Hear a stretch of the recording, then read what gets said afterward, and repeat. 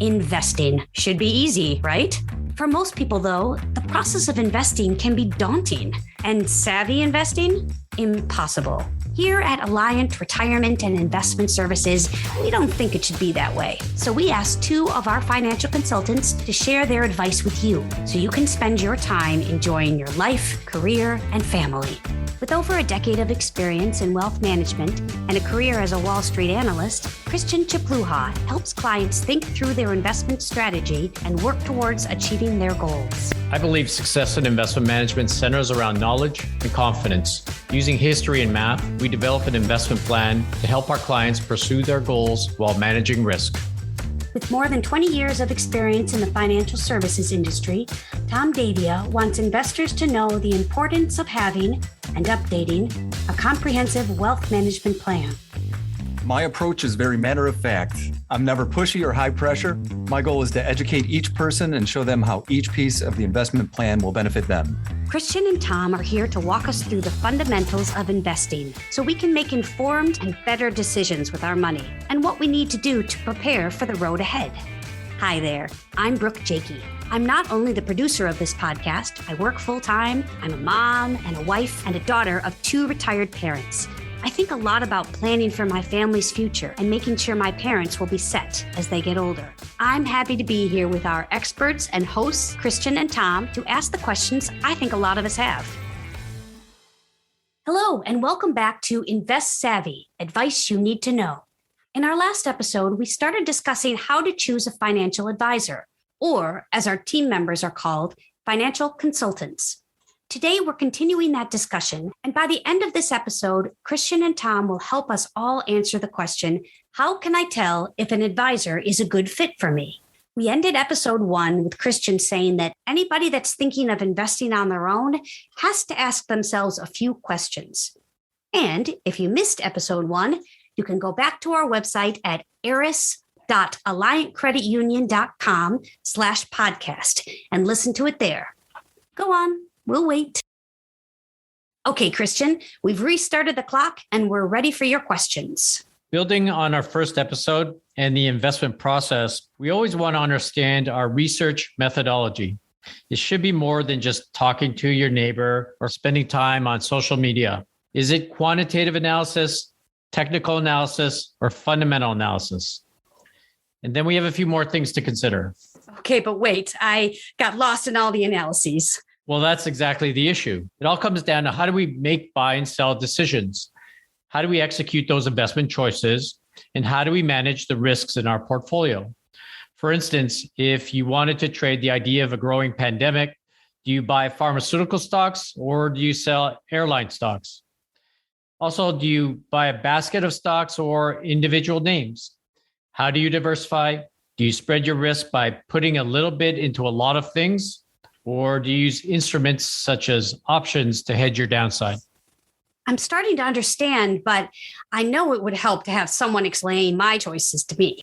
That's why we're here. You really have two options, working with a financial advisor or not. I like to explain our role as financial consultants as hiring a chief financial officer for your family. You're still the CEO, making most major decisions, but turning to the CFO for guidance on financial matters. Yeah, I like that. At the heart of the relationship will be a financial plan.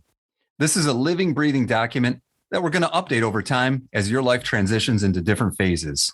As a CFO would act in the best interests of a corporation, your financial consultant would have the same fiduciary responsibilities to you. That is to always act in your best interest.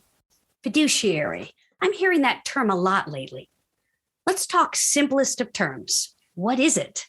According to Merriam-Webster, it says relating to or involving trust, such as the trust between a customer and a professional.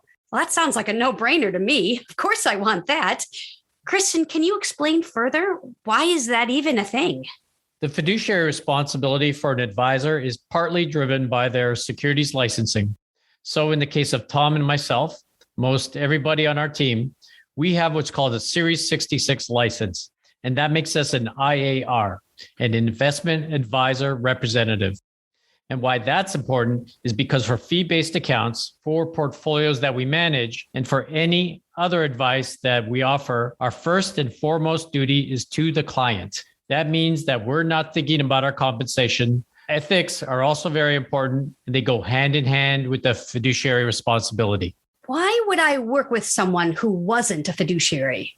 This conversation comes up in some of our meetings, and I always point out that the term fiduciary, that's also a mindset. So the idea of putting the client's best interest in front of ours or any institution that we might work for, I think you'd be hard pressed to actually sit down with somebody and have them say, no, I'm not a fiduciary, because most investors would honestly end the conversation there. I would.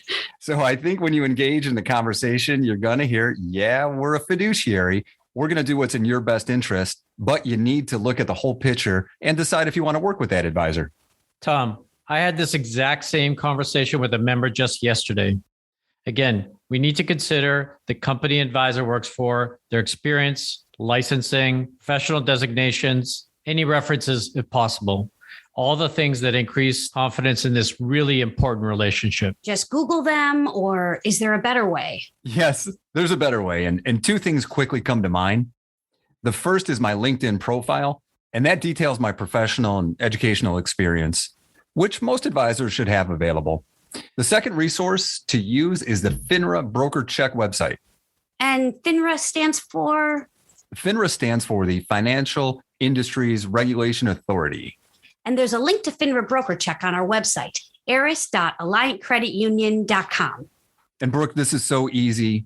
Simply enter a financial advisor's name into Broker Check, and you'll see a detailed report of their work history, licenses, and any disclosures. Disclosures? That sounds tricky. What does that really mean? Disclosures are essentially any reportable event, such as a dispute or complaint. Okay.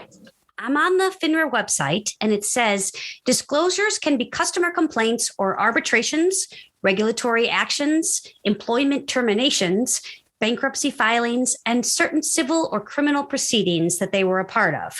So I looked up a friend of a friend, and it looks like it's disclosing a college prank gone bad. Yes, good, bad, or ugly, everything we do is out there, maybe minus a speeding ticket. FINRA makes it really easy to check up on an advisor. If there are any issues related to their employment or personal history, you can probably find all the material items there. Basically, FINRA is telling you this is information you should consider prior to working with that advisor. So, Christian, I want to go to the idea of ethics and what is meant by that. What are some red flags that I should be looking for on the Broker Check site or questions to ask in person? I don't want to work with someone shady or that I can't trust. Sure. And that should come up for any type of business arrangement, whether it's somebody in the health field or the financial area or helping with the home. Remember, there's two types of standards in the investment world. One is the suitability standard, and the second is the fiduciary standard. Can you define those standards? The suitability standard means an investment representative just has to recommend something that's suitable for you, and that's their legal threshold. The fiduciary standard, on the other hand, is much higher. And again, we abide by the higher standard here at ARIS and ask good questions, just like Tom mentioned. Keep in mind, it's a complicated business. Just because somebody has a disclosure doesn't mean they're a bad person. There might have been a disagreement or a misunderstanding, but be smart. Be smart about any kind of things that flash warning bells. Unfortunately, in our business, as in all businesses, there can be some shady characters, but they're mostly great people trying to help. You both have letters after your name. Tom, your name is listed as Thomas A. Davia, CFP. And Christian, yours is Christian Chapluha, CFA. I went to look up designations, and there are 121 approved designations that begin with the letter C alone. So what do those letters mean, Christian? We can't speak to the other designations, but CFA stands for Chartered Financial Analyst. It's a difficult and highly sought after designation in research and investment analysis. It takes an average of 1,000 hours of study to pass the exams. And Tom, what about the CFP? CFP stands for Certified Financial Planner, which requires educational courses that usually take about 1 to 2 years to complete, followed by a very enjoyable 7-hour comprehensive exam to make sure you paid attention to all those courses. It's definitely a positive if somebody has a designation, but I know great advisors that don't have any letters after their name. So I think you need to take a designation for what it is. It represents an understanding of a body of knowledge tested and passed successfully. Let's go back and talk through the points we covered today. Christian, you started by telling us about investing on your own versus with a financial consultant. Again, you need to have a structured process, whether you're working with a professional or on your own, and stick to that process. Do your homework and be confident in those choices. Tom, I remember you mentioned hiring a CFO for your family. Yeah, I think this is a great way to explain how we work together. Hiring a financial consultant means you're hiring a chief financial officer for the household. Similar to a corporate structure, the CEO and CFO meet and review their business plans throughout the year. In a nutshell, what is a fiduciary? Well, there is no fiduciary designation that you can hang on your wall. It's more of a mindset. So rather than pushing products that earn high commissions, a fiduciary would make recommendations that benefit you and not them. Christian, what's the best way to check a financial consultant's background? Broker check tells you if a person is licensed to sell securities, offer investment advice, or both. It gives you a snapshot on employment history, regulatory issues, and complaints. It's a great, quick, and easy tool. Awesome. Thank you both. Let's close with the advice of the day. How can I tell if an advisor is a good fit for me? Okay, first and foremost, you want to make sure you work with an advisor who is a fiduciary and has your best interests in mind. Beyond that, I believe financial planning should be an enjoyable experience. This is not like going to the dentist. You want to make sure the conversations are interactive and that you have input into the process. You need your advisor to listen to you now and as your circumstances change in the future. And Christian? It's all about trust. Don't work with an advisor if you ever get the feeling that it's all about taking their experience and your money and making it their money and your experience. Got it. Thank you again, Tom and Christian, for all this excellent advice. Please join us for our next episode, where we discuss what you need to know about the first meeting with your chosen financial advisor. How much do I need to share with them? How long is the process? We'll help get you on the right track to a good relationship with your chosen financial advisor. Thank you for listening to Invest Savvy, Advice You Need to Know. To learn more about our hosts, Christian Chapluha and Tom Davia, and the team at Alliant Retirement and Investment Services, please visit our website at ARIS.AlliantCreditUnion.com. If you have questions for our hosts, you can submit them through our website or email investment-services@AlliantCreditUnion.com. Christian Chapluha and Thomas Davia are registered representatives with, and securities and advisory services are offered through LPL Financial, a registered investment advisor and broker-dealer. Member FINRA SIPC SIPC. Insurance products are offered through LPL or its licensed affiliates. Alliant Credit Union and Alliant Retirement and Investment Services, ARIS, are not registered as a broker-dealer or investment advisor. Registered representatives of LPL offer products and services using ARIS and may also be employees of Alliant Credit Union. These products and services are being offered through LPL or its affiliates, which are separate entities from and not affiliates of Alliant Credit Union or ARIS. Securities and insurance offered through LPL or its affiliates are not insured by NCUA or any other government agency, not credit union guaranteed, not credit union deposits or obligations,